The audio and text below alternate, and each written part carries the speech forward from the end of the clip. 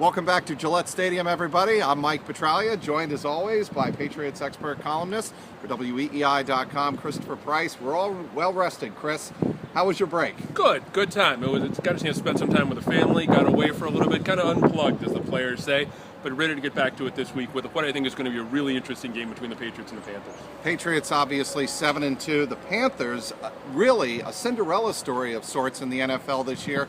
They're 6-3 under a head coach, Ron Rivera, that a lot of people thought might be fired, especially after last year. He was even on, I think, life support in some people's books early in this season. But what has turned their season around? Well, I think they're getting contributions on both sides of the ball. I think Cam Newton is really starting to mature. He's starting to make better decisions, I think, overall. That's not to say he's made great decisions across the board over the course of the year, but things seem to be clicking for him offensively. He's making good decisions. He's getting good help from his running game, his pass catchers. It's all coming together for him on the offensive side of the ball. Defense, this defense has become one of the best young defenses in the league.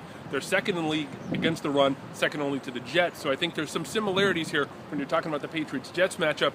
This is a team that is going to present a real test for the Patriots when it comes to their defense. Everybody and their brother remembers one Luke Eakly. He is one of the best young linebackers in the NFL, and everybody knows what kind of tackling machine he was here at Boston College when he played here for 3 seasons.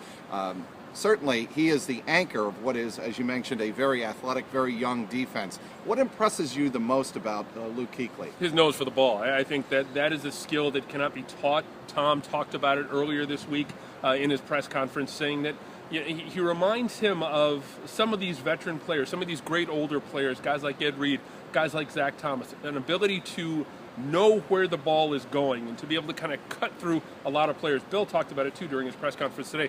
The ability to sense where a play is going, the ability to make that play when maybe not everyone has that sort of sensibility when it comes to their on-field presence. You know, I asked Bill Belichick about Luke Eakly in the press conference, and the difference between on tape watching a guy like Luke Eakly, is he instinctive or is he self-taught? I mean, what is the difference? When I see Luke Eakly, I see a lot of Teddy Bruschi in terms of his instincts, his pursuit of the ball, his intensity, his fierce pursuit of the opposing ball carrier. Do you see some of that? I do, and I think that there are also some similarities for me. One of the names that kind of comes to mind as a possible comp is Gerard Mayo, in the sense where he's really good at a lot of stuff.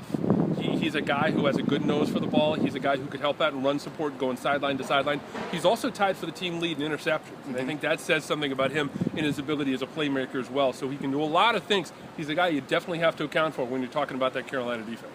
All right, Cam Newton, what kind of challenges does he present for the Patriots defense? I mean, the obvious is he's a mobile quarterback, but Belichick was telling us that he's not only a mobile quarterback, he has got a variety of different types of running backs behind him. Exactly. He presents a couple of different options like we were talking about before. Not only his ability to make good decisions and his ability, he's kind of evolved as a quarterback over the last couple of years, and I think he's going in the right direction. His touchdown interception ratio is 13-8. That's good. It's respectable, not great, but it's what you're looking for from a young quarterback. I think he has an ability to use a lot of pass catchers. One of the interesting things about this offense, there's no singularly elite pass catcher on this team, but there are 4 guys who have at least 380 yards worth of passing. 380 worth of receiving yards. And so they really do a good job, and he does a good job, I think, spreading the wealth in that regard, and I think that's going to test the depth of the Patriots secondary. The other thing, too, as you mentioned, he gets a lot of great contributions out of his running game. It's a very deep running game. It's going to be interesting to see how the Patriots decide to challenge that, especially with the difficulties they've had when it comes to stopping the run over the last month or so. And the one thing Bill Belichick was telling us is that Steve Smith doesn't return kicks anymore. He's not that kind of weapon, but he is one of the toughest players on the Carolina Panthers, and one of the players you just get a sense from talking to Belichick, the players he respects the most. He is somebody who runs smart routes, can still get deep. On the Patriots side of the ball, no Ed Reed to look forward to. He is signed with the New York Jets. It was fun while it lasted. You know, it's funny, we on WEEI.com, we put up a poll to sense what the fans thought that the Patriots should do regarding Ed Reed when he was released this week, cleared waivers on Wednesday. Should they sign him? And not 5 minutes later, it seemed like, when we put the poll up, he was signed by the New York Jets. Your read on, no pun intended, on the Ed Reed situation and why he fits in New York and not here in New England? I think he needed to go to a place where there was some level of familiarity at this stage of his career, and I think one of the reasons he went to the Jets was because he played for Rex Ryan when Rex was the defensive coordinator in Baltimore. So it makes a lot of sense. I want to see how much he has left in the tank. I don't think it was a good fit really for him in Houston. Scheme-wise, personnel-wise, it just really didn't fit from the jump.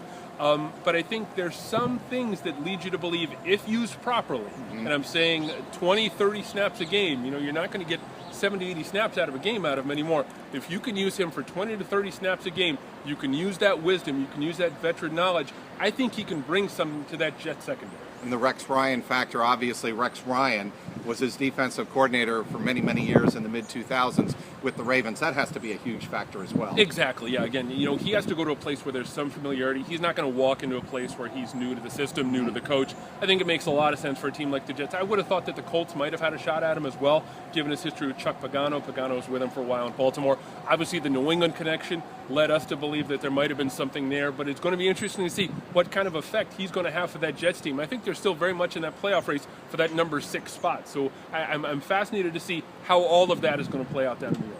You wrote about it this week on WEEI.com, the impact possibly that Shane Vereen coming back from the wrist injury could have. It didn't sound like to me that Belichick was ready, no shock here, to make a confirmation that he would indeed be ready for Monday night in Carolina. Does Shane Vereen return? Yes, he does. I think we're going to get an email on Saturday night or Sunday night saying that we've landed in Carolina and we've decided to activate Shane Vereen and we put so-and-so on injured reserve, or right. we've released so-and-so. So I think it makes sense. I think given what we've seen from Vereen over the last couple of weeks in terms of ramping up his practice ability, he's been very quiet in the locker room, hasn't talked to us. I can kind of understand that because technically, he's still persona non grata in that regard, but I think he's going to play. I think you have to manage his snaps a little bit. I go back to seeing Gronkowski in his first game back against the Jets, Danny Amendola in his first game back after an extended absence coming back against the Bengals. Both of those situations, their snaps were monitored. I think they're going to ramp it up with Vereen down the stretch,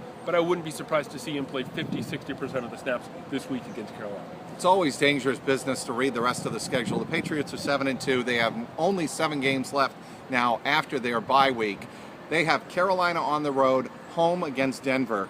Those 2 games really could go a long way in determining whether or not the Patriots, not just playing in January, everybody pretty much assumes that at this point, but whether or not the Patriots have home games in January and even may catch Kansas City Chiefs if the Chiefs stumble. It's going to be interesting to see the way everything kind of falls together here down the stretch when you're talking about the AFC playoff picture, because there's a lot of wild card things in play here. You're talking about a Patriots team that is coming on offensively, but maybe coming back to the pack a little bit defensively. Like we said, they've struggled a little bit when it comes to stopping the run, but big picture, you can put the Patriots in there, you can put the Chiefs in there, you can put the Broncos in there, the Bengals as well, and the Colts. That 6 seed right now belongs to the Jets, but that's still a work in progress. You can see one of those 4 and 5 teams jump up. Maybe the Ravens are going to be in the picture as well. We don't know about the Dolphins. They've obviously stumbled the last couple of weeks, but they could be part of that playoff picture as well. So it's going to be interesting to see the way all that shakes out. But I think right now, if you're a Patriots fan, you have to feel good about where they stand. And given the rest of the schedule, you got Carolina this week, you got Denver next week. The rest of the way, maybe with the exception of that Ravens team, it sets up very nicely for New England. Patriots are a road dog. What happens, Chris? I think the Patriots, oh boy, it's going to be a tough one. I really do. I think right now as we stand here, it's Thursday morning, or Thursday afternoon, I would have to give a slight edge to Carolina. But, this is going to be a 3-point game either way. I think this is going to be a really good game. I think this has a potential to be the best Monday night game of the year so far for ESPN. So those folks are pretty happy about that. I would be as well. So the Patriots look to get their second half of the season unofficially started with some positive momentum. He's Christopher Price. I'm Mike Petraglia at Gillette Stadium, WEEI.com.